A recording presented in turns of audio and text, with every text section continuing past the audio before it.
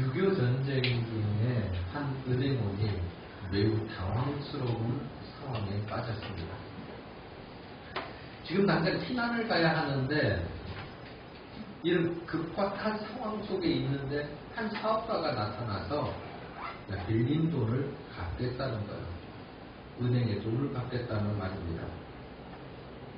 지금 대출 기록을 찾을 수도 없고 설령 전쟁 중이기 때문에 돈을 빌렸다 하더라도 갚지 않아도 되는 상황인데 굳이 와서 돈을 갚겠다라고 이야기하니 은행원은 난감을 치게 됩니다.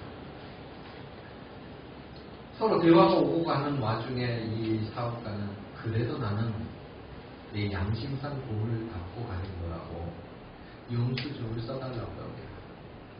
돈을 받고 은행원이 거기에 따른 영수증을 써줍니다.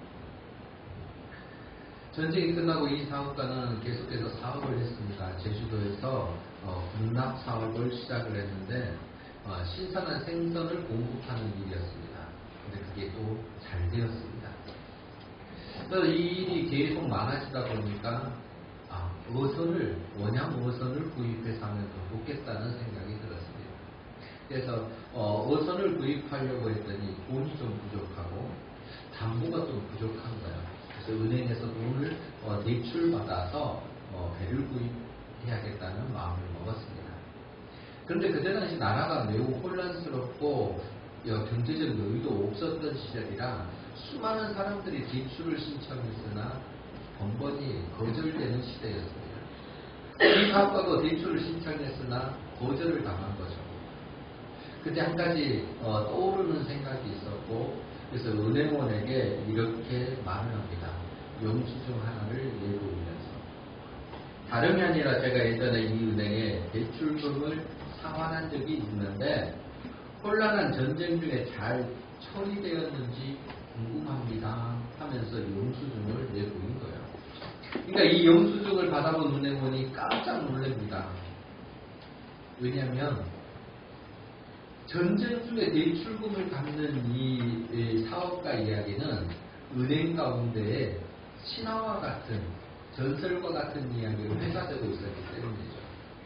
은행장이 이야기를 듣고 급히 내려와 그 사람의 손을 잡으며 말합니다. 당신처럼 정직한 분은 만나본 적이 없습니다. 이런 신용도를 가진 사람이라면 저희 은행에서 대출을 마다할 이유가 없습니다. 이 사업가는 은행에서 대출을 받았고 또한 은행권의 신용을 바탕으로 사업의 성품을 거두기 시작했습니다. 이렇게 정직한 성품으로 많은 사람들에게 존경을 받았던 분이 한국유리공업 주식회사를 세우시고 지금은 돌아가신 고 최태석 회장님, 최태석 장로이십니다.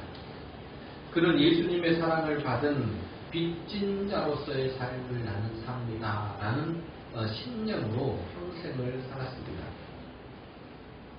수도교회 장로로 믿음의 사업가로 부끄럼 없이 정직하고 또한 나눔을 실천하다가 생을 마치신 분이에요. 한국 기아 대책기구라고 하는 NGO 단체의 초대 회장을 맡았던 분이기도 합니다. 수도교회가 이분이 돌아가실 때쯤에 책을 펴냈습니다. 나는 사랑의 빚진 자입니다. 여기에서 이 최태석 장로님이 한 말입니다. 부유하기 때문에 남을 도울 수 있는 것이 아니라 남을 돕기 때문에 부유한 사람이 되는 것이다. 아무리 가진 것이 많아도 남을 돕지 않는 사람은 가난한 사람이다. 그러나 비록 가진 것이 얼마 되지 않는다고 해도 남을 도울 줄 아는 사람, 그가 바로 참 부자이다. 이렇게 말을 하고 있습니다. 누군가가 이 땅에서 부자로 삶을 살고 싶다면 내 가진 것을, 내가 누리고 있는 것을 나뿐만 아니라 다른 이들에게도 흘려보낼 수 있는 사람. 하나님께서 주신 재물을 어떻게 사용해야 하는지를 잘 보여주는 모범 같은 일이라 할 수 있습니다. 우리가 읽은 본문 누가복음 16장은 참 독특한 본문이기도 합니다. 우리가 읽은 본문 앞뒤로 두 가지 예화 같은 이야기가 들어있는 거죠. 하나는 불의한 청지기 이야기가 들어있고, 뒷부분에는 부자와 거지, 나사로의 이야기가 들어있습니다. 근데 이 두 이야기의 공통점은 재물과 관련된 일입니다. 부자와 관련된 일이고, 물질을 어떻게 사용하는지에 대한 이야기죠. 우리가 읽은 본문은 앞서 나왔던 불의한 청지기 이야기에 대한 해석이라고 볼 수 있습니다. 불의한 청지기 이야기는 이런 겁니다. 한 부자에게 청지기가 있었습니다. 그는 주인의 신뢰를 받아서 주인의 재산을 관리하는 사람이었습니다. 그런데 이 청지기가 주인의 뜻대로 재산을 관리하는 것이 아니라 자기 마음대로 그 재산을 관리하고 사용해버린 겁니다. 주인에게도 그 말이 들렸습니다. 그래서 주인이 말합니다. 자네에 대해 들리는 말이 있는데 이게 어찌된 일인가? 장부를 정리하게 돼. 이제부터 자네는 내 청지기가 될 수 없어. 라는 최후 통첩을 받습니다. 청지기는 자기 직분을 빼앗기게 되었다는 것을 깨닫습니다. 자기가 청지기로서 이제 마지막 시간이 남아있다라는 걸 감지한 거죠. 청지기 마음이 이렇습니다. 땅을 파자니 힘이 없고 빌어먹자니 부끄러운 인생이 되어버렸다는 거죠. 이대로 가면 인생이 비참해질 수밖에 없다라는 것을 스스로 깨닫는 겁니다. 생각하고 또 생각합니다. 어떻게 해야 되는가? 고민 끝에 살 길을 스스로는 찾았습니다. 주인에게 빚진 사람들을 각각 부릅니다. 개별적으로 불러서 빚을 삭감해줘 버립니다. 올리브 기름과 밀을 빚진 사람들을 불러가지고 각각 500데나리온씩을 삭감해버립니다. 청지기의 이런 행동은 주인에게 매우 큰 재산상 손실을 가져오는 행위들입니다. 자기가 앞으로 살기 위해서 사람들을 관리하는 차원에서 이 일을 했기 때문에 이것이 발각된다면 이 청지기는 주인에게 혼날 뿐만 아니라 어쩌면 사법적 일들을 당할 수도 있습니다. 법적 책임을 져야 된다는 거죠. 이런 상황을 주인이 이제 또 알게 됐습니다. 그런데 주인이 의외의 반응을 보입니다. 청지기를 칭찬한 거예요. 누가복음 16장 8절에 이렇게 되어 있습니다.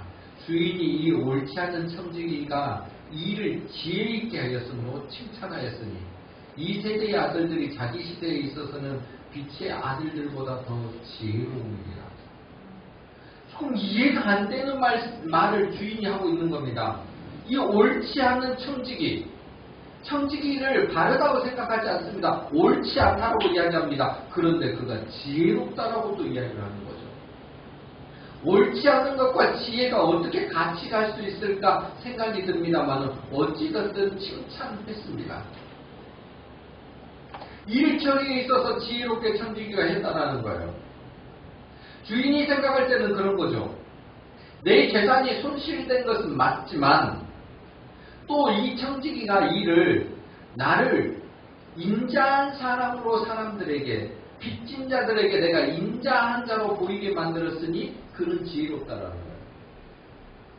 또 자기의 앞 일을 처리하기 위해 사람의 관계를 맺어가는 그 불의한 이 옳지 않은 청지기의 모습 또한 그것은 지혜로운 일 중에 하나라는 겁니다.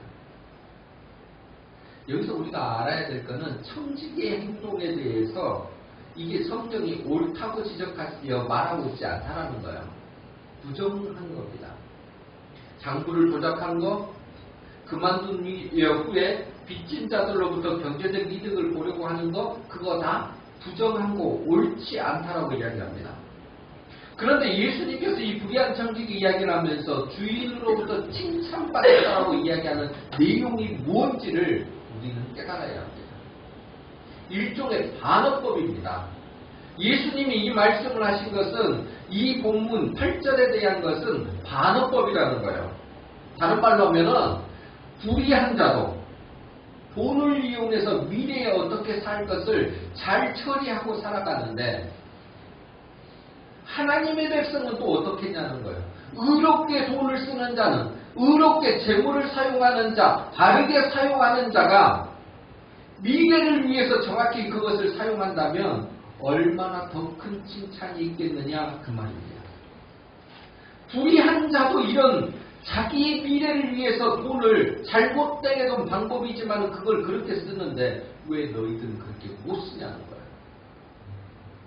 왜 이렇게 하나님이 주신 그 좋은 기회를 잘못 사용하고 있냐라는 책망이 담겨있는 말씀이기도 합니다. 불의한 자는 불의한 방법으로 미래를 준비했습니다만 하나님의 백성인 우리는 옳은 방법으로, 정직한 방법으로 하나님의 나라를 위한 재물을 사용해야 합니다. 그러면 더 큰 칭찬이 있을 거라는 거예요. 더 큰 지혜로움이 우리에게 올 거라는 거예요. 이것을 기억할 수 있어야 된다는 거죠.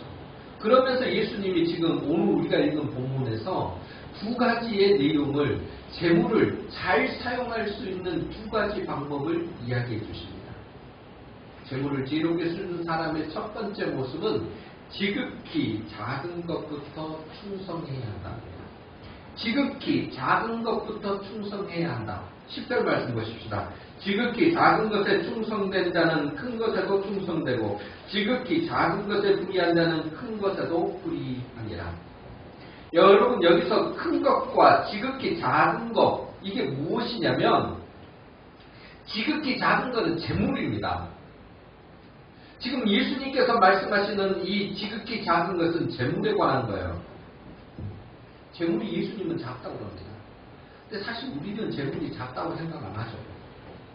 재물이 전부이냐 생각하는 게 우리의 일반적 생각입니다. 우리 재물을 얼마나 크게 생각하는지 우리 스스로를 잘 생각해 보시면 압니다.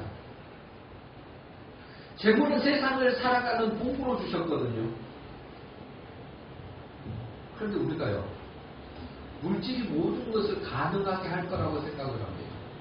예, 어느 정도 맞아요. 물질이 우리가 살아가는 일들을 가능하게 해주는 건 맞습니다. 그런데 전부는 아니에요. 그렇기 때문에 우리는 물질이라는 것을 한번 좀 생각해 볼 필요가 있다는 거예요. 우리는 이게 너무 큰 걸로 생각을 하고 전부인 것으로 생각하지만 하나님은 뭐라고 그러세요? 이거 너무 지극히 작은 거라는 거예요. 하나님이 보시는 관점과 우리가 보는 관점이 다르다는 겁니다.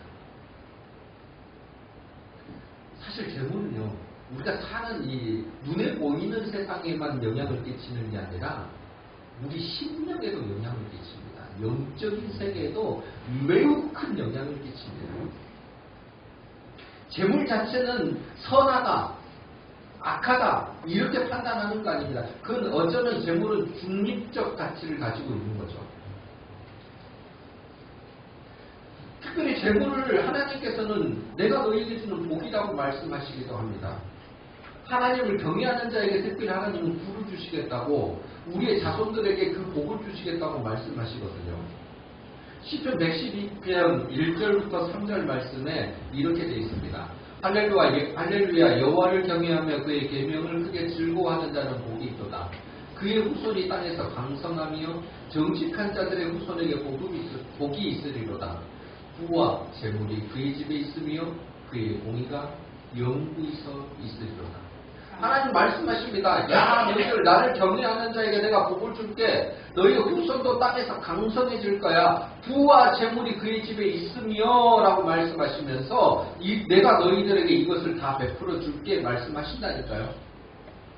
그런데 이 본문들 여기에만 있는 게 아니라 창세기에서부터 요한계시록까지 하나님은 이 땅에 우리에게 복을 주시겠다라는, 특별히 물질을 넉넉히 주시겠다는 본문이 여러 개 등장을 합니다.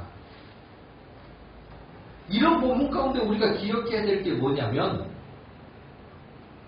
이 부와 재물을 누가 주시냐는 거예요. 많이 가져서가 문제가 아니라 주시는 분이 누구인지를 깨달아야 된다는 거죠. 그게 하나님입니다. 우리가 수고하고 노력해서 다 얻은 것처럼 우리는 포장하지만 우리가 수고하고 노력해도 얻지 못하는 게 얼마나 많은지 모릅니다.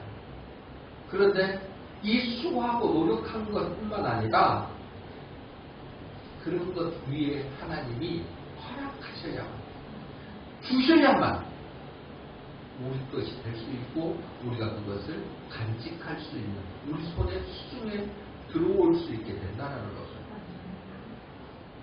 여러분께 제가 질문 드립니다. 여러분은 돈이 커 보입니까? 하나님이 더 커 보입니까? 다 그냥 대답하셨을까요? 하나님이 더 커 보이죠. 여기 있는 우리 모두는 아마 이런 고백을 할 겁니다. 하나님이 더 커 보입니다. 물론 또 그렇지 않은데 돈이 커 보입니다 하는 분도 있을 수 있습니다. 근데 일반적으로 우리가 믿음의 사람들이 가지고 있는 것은 보이는 것으로는 돈이 커 보이지 않다고, 하나님이 커 보인다고 말합니다. 그런데 실제 우리의 삶을 보십시다. 우리 하나님보다 돈을 더 크게 보고 있지 않습니까? 아, 나는 아닌데요. 자신 있게 말할 사람이 우리 가운데 있을까요? 그 반증은 뭐냐면요, 하루도 빠지지 않고 뭘 생각해요? 돈을 생각해요. 돈 생각 안 하고 하루를 지내본 적이 우리는 없어요. 나쁘다는 이야기 아니에요. 이 돈을 생각했다라는 것이, 야, 그 사람은 참 나쁜 사람이네, 이 이야기 하려는 거 아니라니까요. 그러면 그렇게 생각하는 것만큼 하나님을 그렇게 생각하고 있냐는 거예요. 뭘 더 생각하십니까? 답은 나왔잖아요. 그러니까 뭐예요? 재물은 예수님이 말씀하신 것과 좀 다른 거예요. 지극히 작은 것이 아니라는 거예요. 우리에게 재물은 큰 겁니다. 아주 커요. 그런데도 불구하고 예수님은 왜 이걸 지극히 작은 것이라고 말했을까요? 왜 우리는 하나님은 지극히 작은 거라고 그러는데 우리는 이렇게 큰 걸로 생각할까요?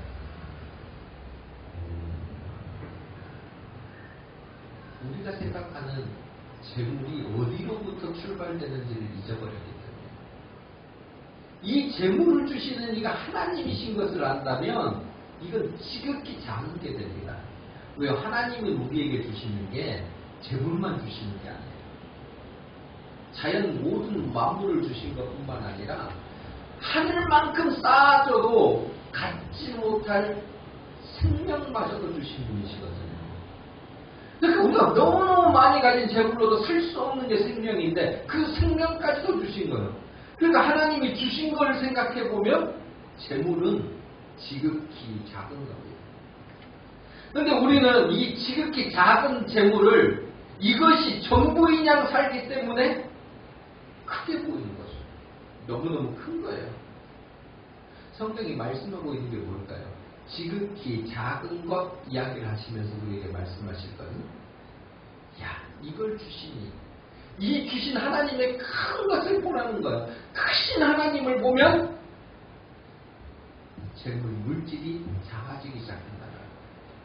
그런데 하나님을 보지 못하기 때문에 우리 눈앞에 보이는 물질이 최대한 커 보이는 겁니다. 말씀하시는 거예요, 하나님은. 야, 네가 크게 보고 있는 그거 하나님이 주고 계시니까 하나님을 보라는 겁니다. 그러면 그것이 뭐가 된다는 겁니까? 지극히 작은 것이 될 거라는 거예요. 우리가요, 지극히 작게 된다는 것은 우리가 할 수 있는 일이 가능해진다는 거예요. 여러분, 큰 거는 함부로 내가 뭘 할 수 없잖아요. 근데 지극히 작은 건 어떻습니까? 마음만 먹으면 얼마든지 할 수 있습니다. 이 지극히 작은 거는 내가 결단만 하면 할 수 있는 거예요. 그래서 지극히 작은 것이라고 지금 주님이 말씀하십니다.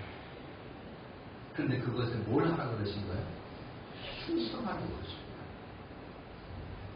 여러분, 충성이라는 말이 뭘까요? 내 마음에 중심을 담아서 행동하는 거예요. 정성껏 행동하는 게 충성입니다. 내 마음을 중심에 그 일, 뭔가 내 마음 중심에다가 이 일을 담아가지고 하는 거거든요. 근데 충성된 사람을 찾는 게 쉽지 않습니다. 그렇게 많지 않다는 거예요. 더더군다나 작은 것에 충성한 사람. 여러분, 큰 것, 큰 일, 이런 것은 얼마나 우리가 열심히 열과 성을 다하는지 모릅니다.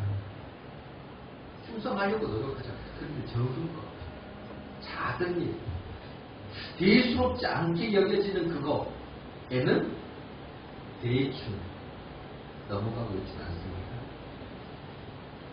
여러분, 대충 작은 것을 넘어가는 습관은요, 그게 하나하나 쌓이고 쌓이다 보면 큰 것마저도 대충하게 됩니다. 결국은 큰 것에서도 실수하고 무너질 수밖에 없는 상황이 된다는 거예요. 우리가 예를 들면 사람과 관계를 예를 들어보면 더더욱 알 수 있습니다. 사람과 사람의 관계 속에 큰일 때문에 누가 틀어지는 경우가 많습니다. 보통 아주 사소한 일 때문에 틀어집니다. 섭섭한, 아주 작은 일에서 오는 섭섭함이 쌓이고 또 쌓이고 쌓이는 거예요.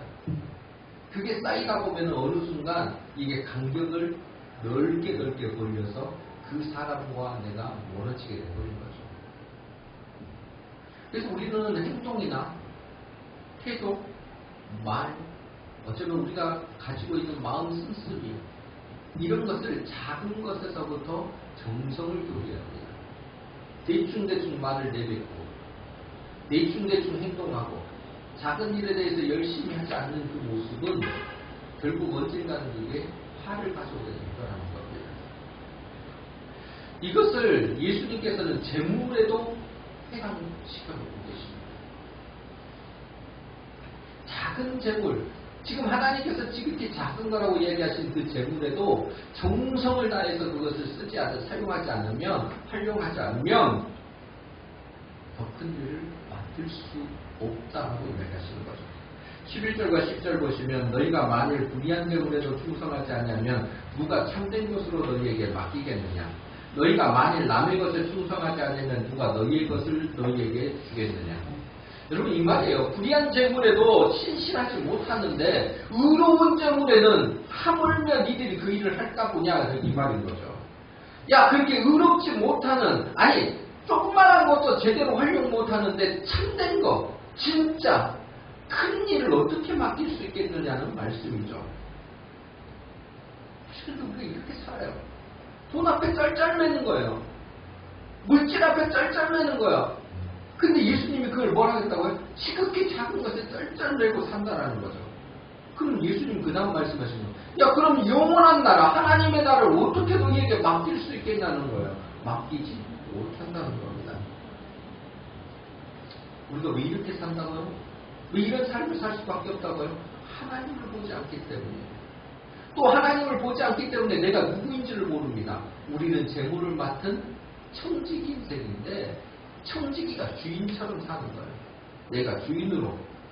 사실 우리가 돈을 벌 수 있는 능력, 재물을 가져올 수 있는 능력은 내게 있는 것이 아니라 하나님께서 주신 그 능력이거든요.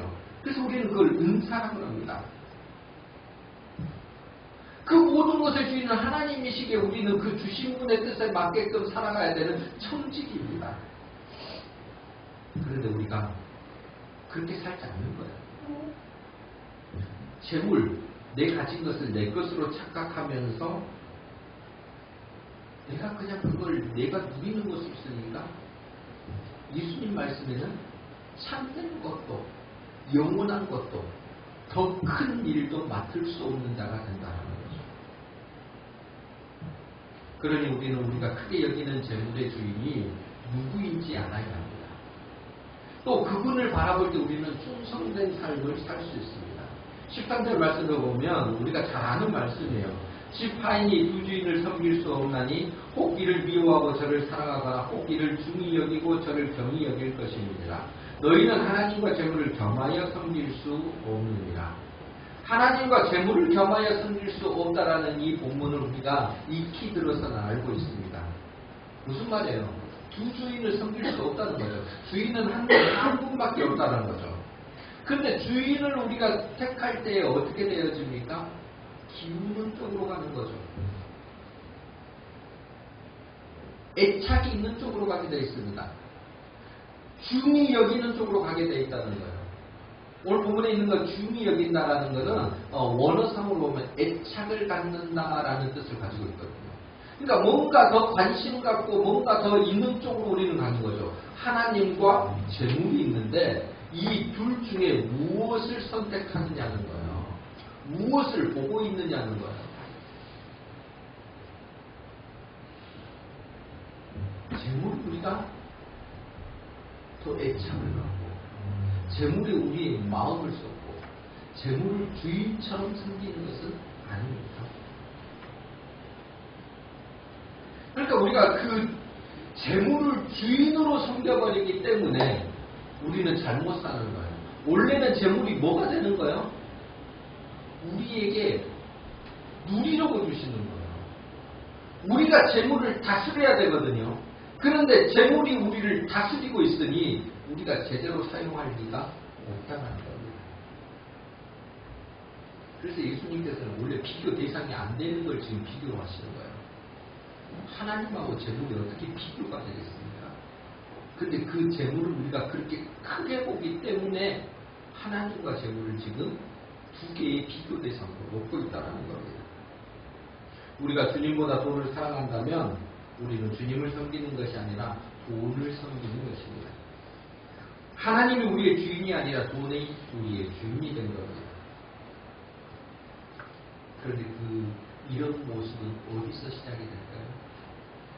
아주 작은 것에서부터 시작이 되어집니다.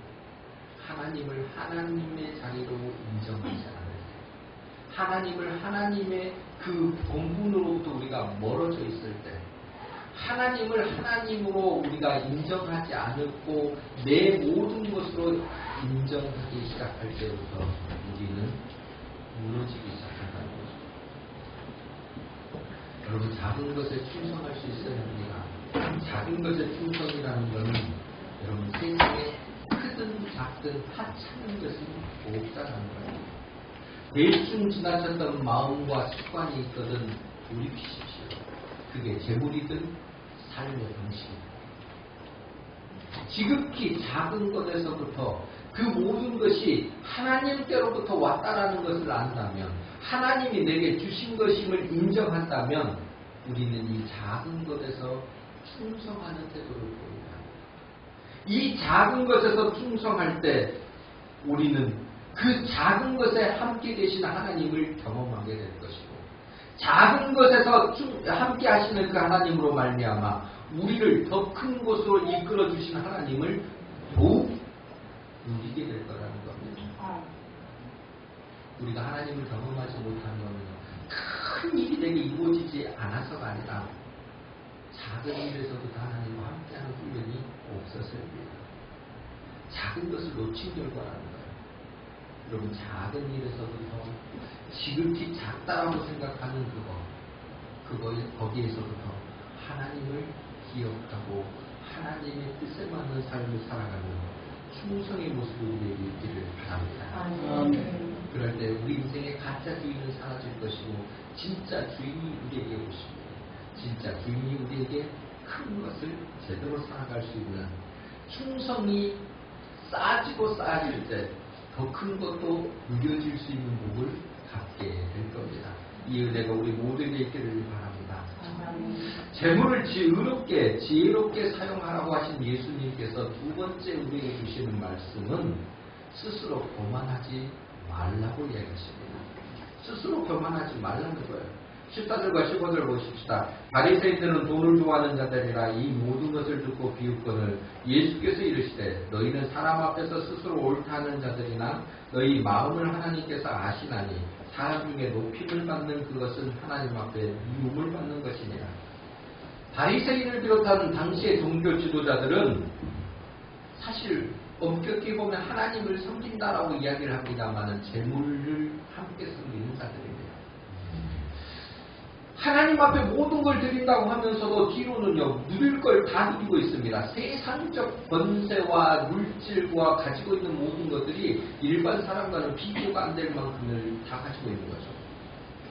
그리고 사람들에게 종교적인 삶을 강조합니다. 그런데 이걸 뭐라 그래요? 위선 떤다라고 이야기합니다. 그들은 말할 때 이렇게 이야기하죠. 야, 우리의 조상인 아브라함도 이삭도 야곱도 엄청난 부자였어. 그게 하나님이 함께 하시는 것이고 그게 하나님이 복을 주신 이야기들이야 라고 말합니다. 그렇기 때문에 우리도 돈을 추구하는 것이 나쁜 건 아니야 라고 말을 하는 거죠. 여러분, 돈을 추구하는 것이 나쁜 거라고 이야기하지 않습니다. 성경은 절대 돈을 추구하는 것이 나쁜 거라고 이야기하지 않습니다. 돈만 추구하는 것을 문제라고 이야기하는 거죠. 근데 이 바리새인들의 생각에는요, 하나님을 높인다고 하지만 그들 마음 가운데는 보이는 것은 하나님의 이야기를 떠벌일지 모르지만 마음 가운데는 예수님이 아니 재물이 가득 차 있었습니다. 그러니까 마음 가운데 재물이 가득 차 있기 때문에 예수님께서 지금 하시는 재물에 관한 이야기가 귓등으로도 들리지 않는 거예요. 오히려 비웃음거리가 되는 거예요. 그들이 말하잖아요. 돈을 사랑하기 때문에 그것들을 바리새인들은 뭘 한다고요? 돈을 좋아하는 자들이기 때문에 예수님의 말씀을 비웃어버린 거예요. 여러분, 진리의 말씀이 가는데 내가 들리지 않고 그걸 귓등으로도 이렇게 새기지 않는 것은 그게 되겠어 이런 거는 뭐예요? 내 안에 다른 게 가득 채워져 있기 때문입니다. 근데 그 바리새인들에게는 재물이 그 안에 가득 채워져 있는 거예요. 돈을 좋아하는 사람들에게. 그들은 그렇게 돈을 좋아하면서요, 사람들을 또 멸시해요. 뭐라고 이야기했냐면, 야, 세상 사람들이 정말 돈을 좋아해가지고 쟤네들이 안식일도 지키지 않고 하나님 앞에 11조도 드리지 않고 야, 저렇게 살면 안 되지. 그런데 우리는 하나님을 사랑하여 철저히 안식일도 지키고 하나님 앞에 드릴 것 다 드리고 우리는 이런 삶을 사는 사람이야. 실제 예수님 당시 바리새인들은 그렇게 살았습니다. 그러니까 일반 사람들이 눈에 보이는 것으로 와, 저런 삶을 살아야지 라고 존경받았다는 거예요. 그런데 예수님은 그들의 그 보이는 모습이 아니라 본 마음을 보신 거예요. 돈을 사랑하는 본 마음을 아신 겁니다. 그래서 그들에게 뭐라고 그래요? 이들이 안에 있는 걸 보라고 이야기하시는 거죠. 그런데 이 안에 이 돈이 가득 찬 사람들, 재물이 가득 찬 사람들의 모습이 뭘로 나타나냐면 앞에서 잠깐 드렸습니다만 비교 의식이에요. 너는 그거 못하지. 내가 나가는 이런 돈이 있어서 나는 그거 할 수 있어. 내가 돈이 있어서 이런 거 다 하고 나는 누릴 수 있어. 이런 비교의 우월의식을 갖기 시작한 겁니다.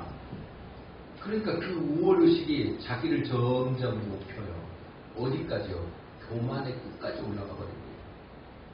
전도서 7장 20절에 이렇게 말합니다. 선을 행하고 전혀 죄를 범하지 아니하는 의인은 세상에 없기 때문이다. 그러니까 세상에 선을 행하고 전혀 죄를 범하지 않는 사람은 이 땅에 없다라고 솔로몬이 이야기를 하거든요. 맞는 말이죠.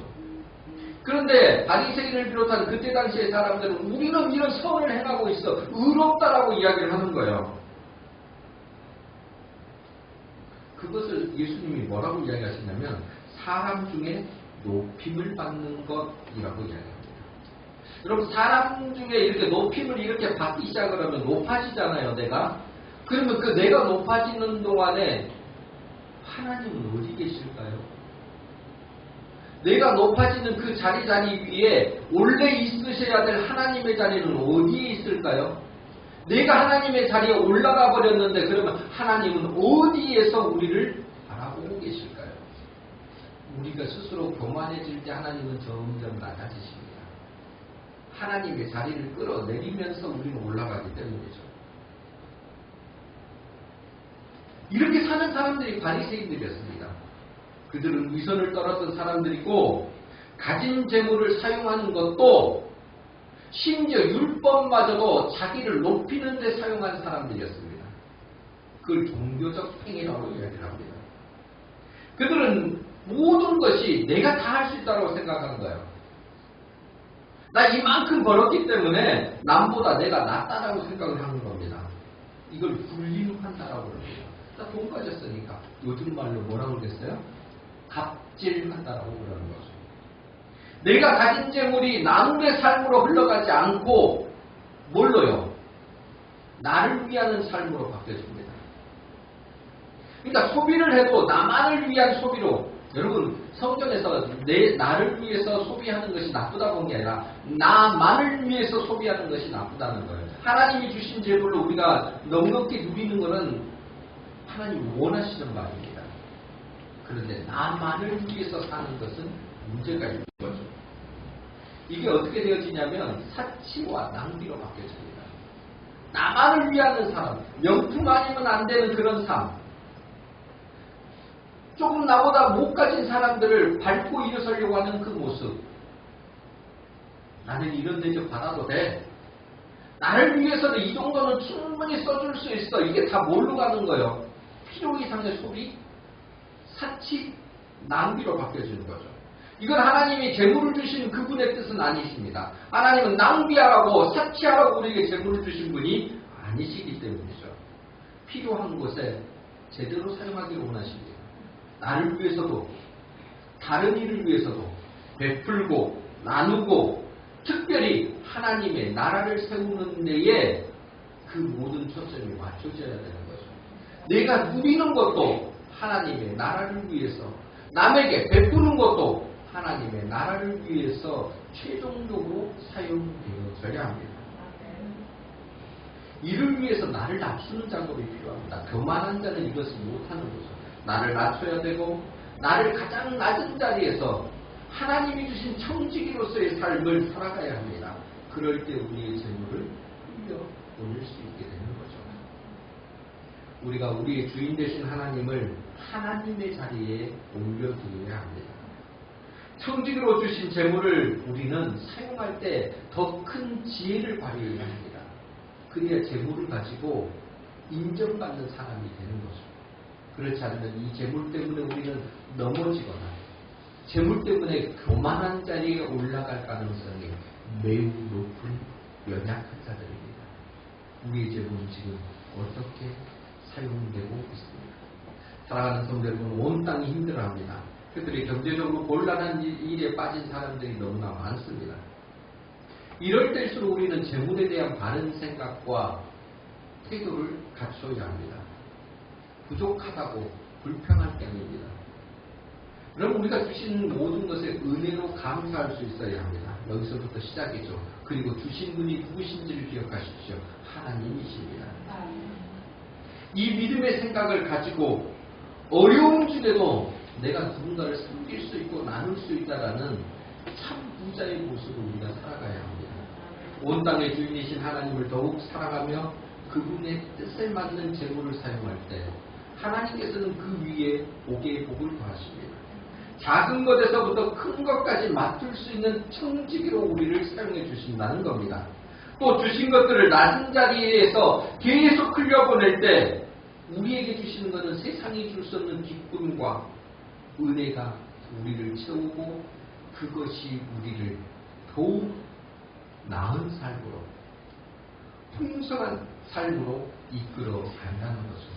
이 풍성한 삶의 모습이 우리 모든 성도님들에게 가득 채워지기를 주님의 이름으로 간절히 부탁드립니다.